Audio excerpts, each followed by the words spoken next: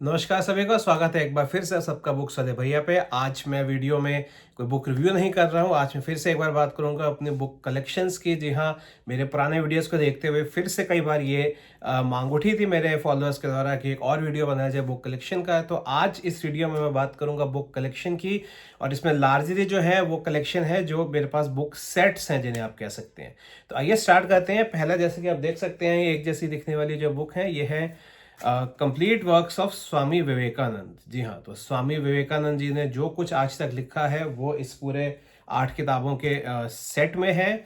और ये मैंने कलेक्ट किया है रामाकृष्ण मिशन जो कि दिल्ली में है, और भी उसकी कई ब्रांचेस हैं। तो आज तक जो स्वामी जी ने सब कुछ लिखा है, उनके लेक्चर्स, उनकी लिखी हुई बुक्स, उनकी जहाँ कहीं भी स्पीचेस हुई हैं, जो कुछ भी मटेरियल जो रिकॉर्ड हुआ है स्वामी जी का, वो इस सारे बुक सेट में है। 8 किताबें हैं। मैंने इसमें से अभी 2 ही पढ़ी हैं। इनफैक्ट मैंने बहुत बचपन में अपने कॉलेज टाइम में भी मेरे पास ये सेट था, उसके कुछ भाग खो गए थे, तो मैंने इसको दोबारा परचेज करा है। और मैंने लगभग 2-3 किताबें इसमें आप समझ लीजिए पढ़ी हुई, क्योंकि कुछ पहले की पढ़ी थी। एक हैरान कर देने वाली बात यह है, आपको जानकर हैरानी होगी कि 8 किताबों का सेट जो है ये आज भी 800 रुपीज़ में मिलता है सिर्फ। जी हाँ, जहाँ आज एक बुक की प्राइस 800-1000 रुपये पहुंचता है, तो ये एक सब्सिडाइज्ड एडिशन है पेपर बैक में, जो आज भी आप रामाकृष्ण मिशन से सिर्फ 800 रुपीज़ में ले सकते हैं। बट बहरहाल बात इसके कम कॉस्ट की या ज़्यादा कॉस्ट की नहीं है। यदि आप भारत को समझना चाहते हैं, हिंदुज़म को समझना चाहते हैं, तो एक बहुत ही महत्वपूर्ण, मैं कहूँगा, सेट ऑफ बुक्स हैं जो मेरे ख्याल में हम सबको पढ़ना चाहिए। इसके बाद बात करते हैं हम रामायण की। जी हाँ, तो रामायण मेरे पास 2 फॉर्म्स में है। जो आप ये देख रहे हैं ये भी वाल्मीकि रामायण है, बट ये कॉमिक्स है रामायण के, जो प्रकाशित किए गए हैं अमर चित्र कथा के द्वारा। जी हाँ, अमर चित्र कथा से मेरा मानना है हम सभी वाकिफ होंगे। उन्होंने 300 से ज़्यादा ऐसे कॉमिक बुक्स निकाली जिसमें आपको everything related to India, Indian art, Indian history, culture, personalities, you think of it, और अमर चित्र कथा में उनका कॉमिक है। Best selling book magazine Tinkle भी अमर चित्रकथा का ही प्रकाशन रहा है। तो अगर आप देखें तो एक अयोध्या कांड अगर हम देखें फॉर एग्जांपल, तो इसमें जो आप देख सकते हैं कि सारी रामायण को बहुत ही ब्यूटीफुली इलस्ट्रेट करा हुआ है in the form of a comic book. खास बात क्या है, अगर आपको लगेगा कि ये बुक सिर्फ बच्चों के लिए है, तो बच्चों के लिए तो ये है ही, और मैं सभी पेरेंट्स को कहूँगा कि अपने बच्चों को रामायण ज़रूर पढ़ाएं, वाल्मीकि रामायण। इन बुक्स की जो सबसे बड़ी खूबसूरती है फ्रेंड्स, वो ये है कि इस बुक में जो ओरिजिनल वाल्मीकि रामायण है उसकी एसेंस को कहीं से डाइल्यूट नहीं किया गया। तो अगर आप ये सोचेंगे बच्चों के लिए है, तो क्योंकि सिंपल लैंग्वेज में लिखा होगा तो रामायण का जो कोर है, जो मैसेज है, वो लॉस्ट हो जाएगा, ऐसा कहीं से नहीं है। तो इसके लिए मैं कहूँगा कि अमर चित्रकथा को पूरा इस पे एक कॉन्ग्रेचुलेट किया जाना चाहिए, क्योंकि उन्होंने एक कॉमिक बुक के फॉर्म में प्रेजेंट करा है without losing out the essence. और आई विल रिपीट, अपने बच्चों को जरूर पढ़ाइए, बट यकीन मानिए सिर्फ बच्चों के लिए नहीं है। कोई भी जो रामायण में दिलचस्पी रखता है इसको पढ़ सकता है, इंजॉय कर सकता है। वाल्मीकि रामायण के बाद हम आते हैं द ओरिजिनल रामायण। जी हाँ, ये आप देख सकते हैं वाल्मीकि रामायण ही, यानी कि कॉमिक के बाद अब जो ओरिजिनल रामायण का टेक्स्ट माना जाता है, जी हाँ, ये उसकी ट्रांसलेशन है। 3 बुक्स का सेट है। ये ट्रांसलेट करा है विवेक देबरॉय जी ने, जो किसी परिचय के मोहताज नहीं है। Prime minister economic advisory council के वो चेयरमैन हैं, और उसके साथ साथ ही वो एक संस्कृत स्कॉलर हैं। जी हाँ, और उन्होंने रामायण, महाभारत और बहुत से हमारे पुराण जो है वो ट्रांसलेट करे हैं फ्रॉम संस्कृत टू इंग्लिश। तो आप देख सकते हैं कि जिसको हम ओरिजिनल वाल्मीकि रामायण मानते हैं, उसका जो ओरिजिनल संस्कृत टेक्स्ट है वो ये सारा टेक्स्ट ट्रांसलेटेड है। जी हाँ, और इस बात के लिए मैं उनकी तारीफ करता हूँ कि उन्होंने एक बहुत ही कॉम्प्लेक्स टास्क को आम जनता के लिए ऐसा बनाया है जो कि बहुत ही, मैं कहूँगा, पढ़ने और समझने के लिए वो एक इजी हो जाता है। तो यदि आप रामायण का ओरिजिनल टेक्स्ट पढ़ना चाहते हैं तो वेल, मैं डेफिनेटली कहूँगा बिना सोचे आप जो है ये बुक्स को खरीद सकते हैं। ये बुक मेरे पास एक सेट की फॉर्म में है, लेकिन आप डेफिनेटली चाहें तो इसको अलग अलग बुक करके भी खरीद सकते हैं। दोस्तों, रामायण के बाद बात करते हैं थोड़े से इतिहास के। जी हाँ, इतिहास से वैसे तो असंख्य किताबें लिखी गई हैं भारत के इतिहास पर, बट मैं जिसकी बात कर रहा हूँ वो है 11 किताबों का सेट जो प्रकाशित किया गया है भारतीय विद्या भवन के द्वारा। जी हाँ, भारतीय विद्या भवन एक इंस्टीट्यूशन जो आज बहुत से टेक्निकल और प्रोफेशनल कोर्सेज भी कराता है। ये इस्टेब्लिश हुआ था भारत की आज़ादी के आसपास। ये कन्हैयालाल मानिकलाल मुंशी जी, के एम मुंशी, जो कांग्रेस के नेता थे, उन्होंने इंस्टीट्यूशन को स्टार्ट करा था टू प्रमोट इंडियन कल्चर। और जी हाँ, भारतीय विद्या भवन के द्वारा प्रकाशित ये सेट मेरे पास है। इसमें 11 बुक्स हैं ऐसी ही, और मैं इस समय आपके सामने 6 रख रहा हूँ। तो भारत के आप समझ लीजिए वैदिक एज से लेकर हड़प्पन सिविलाइजेशन के समय से लेकर भारत की आज़ादी के संघर्ष तक सारा भारत इतिहास इन सब किताबों में है। जी हाँ, जैसा आप देख सकते हैं इसका प्रिंट काफ़ी पुराना है, क्योंकि ये करीब करीब कभी 60s में शायद पब्लिश होने शुरू हुई थी बुक्स। तो लेकिन जैसा मैंने कहा कि, और ये अगर आप देखें बुक तो वैदिक एज पे, जिसमें हड़प्पन सिविलाइजेशन के बारे में काफ़ी कुछ दिया हुआ है डिटेल में विस्तार पूर्वक। तो अगर आप भारत के इतिहास में रुचि रखते हैं और समय निकाल सकते हैं तो एक एक करके मैं कहूँगा कि ये बुक्स को ज़रूर पढ़िए, क्योंकि जो इनमें मिलता है वो बहुत सी किताबों में नहीं मिलेगा। और इनफैक्ट ये भी बात है, इसके जो मुख्य जो एडिटर और कंट्रीब्यूटर रहे थे वो थे आरसी मजूमदार जी, जो भारत में 1960 से आप कह सकते हैं कि लेफ्टिस्ट मार्क्सिस्ट इन्फ्लुएंस ज़्यादा हो गई थी एकेडेमिया में। तो ये वो इतिहासकार हैं जिनको शायद उतना जगह नहीं मिली हमारे हिस्ट्री स्पेस में जितना कि अब पिछले कुछ साल से मिल रही है। तो चांसेस आर कि ऐसी बहुत सी हिस्ट्री आपने शायद ना पढ़ी हो, ये एस्पेक्ट, ये विचारधारा को उतना ना पढ़ा गया हो। तो जैसा मैंने कहा, अगर रुचि रखते हैं तो एक एक करके इन बुक्स को आप पढ़ना ज़रूर शुरू कीजिए। और मेरा मानना है कि बहुत ही बेहतरीन ढंग से लिखी गई हिस्ट्री बुक्स हैं ये।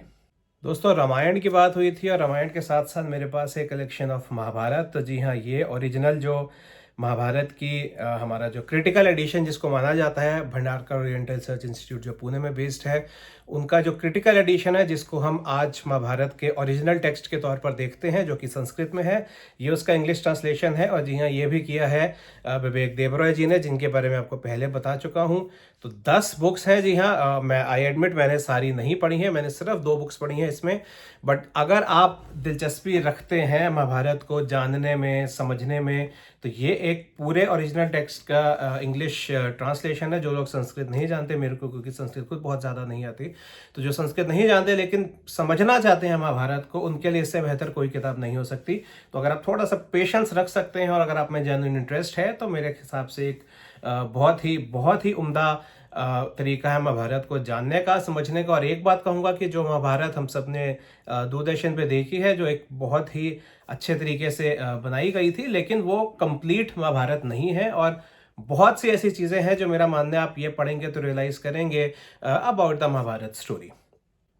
महाभारत के बाद अब थोड़े हम डिफरेंट जॉनरा पे आते हैं। मैं बात कर रहा हूँ फिक्शन की। और जी हाँ, फिक्शन में आप देख सकते हैं हैरी पॉटर का पूरा जो सेट मेरे पास है। और मेरा मानना है कि हैरी पॉटर एक वो बुक है जो शायद मेरे को, किसी को भी जो बुक्स पढ़ते हैं या नहीं भी पढ़ते, उनको बताने की ज़रूरत नहीं होनी चाहिए कि हैरी पॉटर क्या है। दुनिया में सबसे ज़्यादा बिकने वाली बुक्स में से एक है हैरी पॉटर की ये 7 किताबें जो लिखी हैं जेके रोलिंग ने। और आमतौर पर ऑल्दो मैं ज़्यादा नॉन फिक्शन पढ़ता हूँ, बट फिक्शन में ये मेरी one of the favourite books हैं।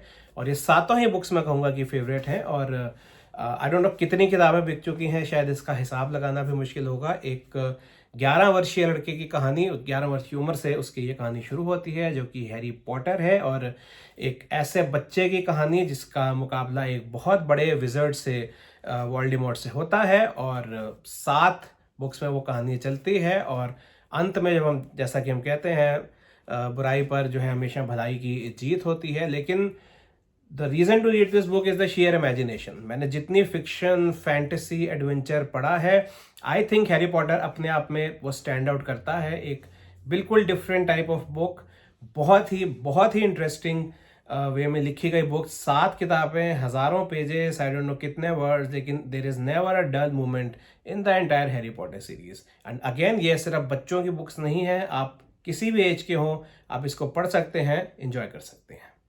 तो दोस्तों, वापस आते हैं फिर से थोड़ा सा फिलॉसफी पर। और मेरे पास हिंदू फिलॉसफी या इंडियन फिलॉसफी के पर कुछ बहुत बेहतरीन किताबें हैं, जो आप ये 2 वॉल्यूम सेट देख रहे हैं। जी हाँ, ये लिखा था डॉक्टर एस राधाकृष्णन जी ने, जो भारत के राष्ट्रपति भी रह चुके हैं। और आप देख सकते हैं कि काफ़ी डिटेल्ड बुक्स हैं जिसमें उन्होंने हिंदू फिलॉसफी की जो वेरियस ब्रांचेज हैं, बुद्धिस्ट, जैनिज़्म, और इसके अलावा कई हमारे एस्पेक्ट्स हैं हिंदू फिलॉसफी के, उन सब के बारे में इन 2 वॉल्यूम सेट में उन्होंने काफ़ी डिटेल से बताया है। मैं फर्स्ट वॉल्यूम इसका पढ़ चुका हूँ और सेकंड वॉल्यूम अभी चल रहा है। इसके साथ साथ ये सुरेंद्रनाथ दास गुप्ता, जी हाँ, एक बहुत बड़े स्कॉलर थे। उन्होंने ये 3 वॉल्यूम में इंडियन फिलॉसफी पे बुक्स लिखी थी, जो again various other aspects of Hindu philosophy और साथ साथ और भी जो फिलोसफिकल एस्पेक्ट जो हिंदू धर्म से जुड़े रहे इनके बारे में बताते हैं। Very very detailed books and I think common reader के लिए, यदि आपको एक तरह से आप कह सकते हैं एक्सपोजर अगर फिलॉसफी पे नहीं है तो उनके लिए थोड़ी ओवर द टॉप बुक्स हो सकती हैं। बट अगर आप डिटेल में जानना चाहते हैं कि हिंदू फिलॉसफी क्या है, हिंदू धर्म क्या है और कैसे इसका एक रिलेशन रहा है, इंटरलिंकिंग रहा है with religion such as Jainism, Buddhism, तो मेरे विचार में बहुत ही उम्दा किताबें हैं। और सबसे ख़ास बात यह है कि ये दोनों किताबें, ये दोनों बुक्स, इन दोनों ऑथर्स की बुक्स लिखी गई थी लगभग आज से करीब करीब 100 साल पहले। जी हाँ, 1920s 30s की ये बुक्स हैं। लेकिन हिंदू धर्म को समझना है, फिलॉसफी को समझना है, तो मेरे विचार में इससे बेहतरीन कोई किताब नहीं हो सकती है। इसके साथ जो आप ऊपर देख रहे हैं, जी हाँ, ये बुक्स हैं the cultural heritage of India. Once again ये बुक पब्लिश हुई है बाय रामाकृष्ण मिशन का इंस्टीट्यूट ऑफ कल्चर, जैसा कि आप देख सकते हैं। The cultural heritage of India, ये भी 9 बुक्स हैं जो अभी मैं आपको डिस्प्ले पे सिर्फ 2 बुक्स दिखा रहा हूँ। भारत की कल्चरल हेरिटेज की जब भी हम बात करते हैं तो चाहे आप आर्ट कहें, म्यूजिक कहें, लिटरेचर कहें, गवर्नेंस सिस्टम कहें, you can think of anything, trade, commerce, urban settlements, आप जो भी सोच सकते हैं एक कल्चर के बारे में, एक देश के बारे में, एक समाज के बारे में, वो इन 9 बुक्स में आपको मिलेगा। वंस अगेन इजी रीड्स नहीं है मैं कहूँगा, क्योंकि जैसे मैंने कहा बहुत डिटेल्ड बुक्स हैं, तो शायद एक रिसर्च स्कॉलर के लिए ज़्यादा काम में आने वाली बुक्स हैं। But that is not to say the analytical approach and the value add you get in these books. तो अगर भारतीय शास्त्र में, कल्चर में, इतिहास में रुचि रखते हैं तो बिना सोचे आप इन बुक्स को पढ़ना स्टार्ट कर सकते हैं। Once again it's not necessary to buy the entire set. किसी भी रामाकृष्ण मिशन के दफ्तर से आप एक एक करके भी इन बुक्स को ले सकते हैं। और जैसा मैंने कहा, अगर रुचि रखते हैं भारत को जानने में, हिंदू धर्म को जानने में, भारत के इतिहास को जानने में, तो इन बुक्स को ज़रूर पढ़िए। दोस्तों, लास्ट पार्ट वीडियो का जो एक सवाल मेरे से कई बार पूछा गया है कि क्या मैं हिंदी नहीं पढ़ता, या कुछ मेरे इंग्लिश वीडियोस से मेरे को ये भी कमेंट्स मिले थे कि आपको हिंदी नहीं आती। तो दोनों का ही जवाब ना है। मेरे को हिंदी अच्छी आती है और मैंने हिंदी बहुत पढ़ी है। इनफैक्ट बचपन में मैं हिंदी ही पढ़ता था, क्योंकि एक गवर्नमेंट स्कूल से पढ़ा था तो इंग्लिश पे बहुत अच्छी पकड़ नहीं थी। तो बचपन तो मैंने सारा ही हिंदी पढ़ के ही बिताया है। और हिंदी की कलेक्शन भी मेरी काफ़ी वास्ट है। हाँ, यह है कि काफ़ी किताबें मैंने कुछ समय किंडल पे पढ़ी हैं, स्पेशली हिंदी की।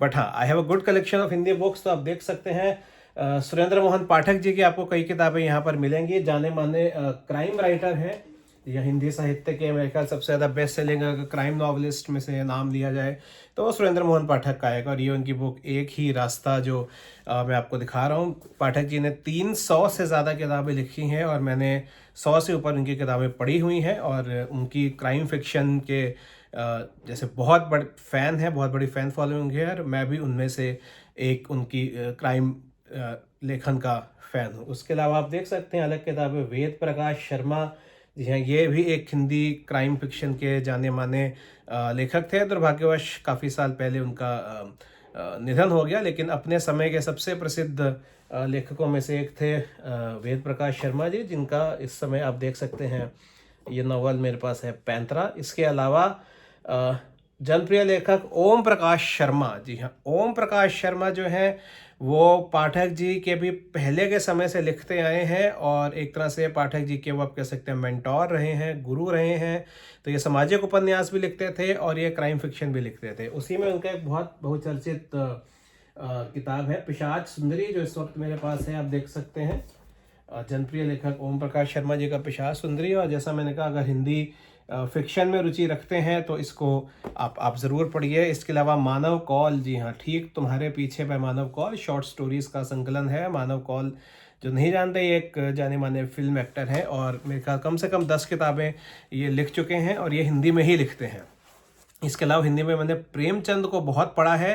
मेरे पास कुछ समय पहले उनकी किताब होती थी, अब मैं ज़्यादा किंडल पे पढ़ता हूँ। और प्रेमचंद के मैंने लगभग सारे उपन्यास और शायद कम से कम भी 100-150 कहानी उनकी पढ़ी हुई हैं। और अगर मैं कहूँ कि मेरे ऑल टाइम फेवरेट ऑथर्स कौन है, तो वो हिंदी के मुंशी प्रेमचंद ही होंगे, अगर हम फिक्शन की बात करें।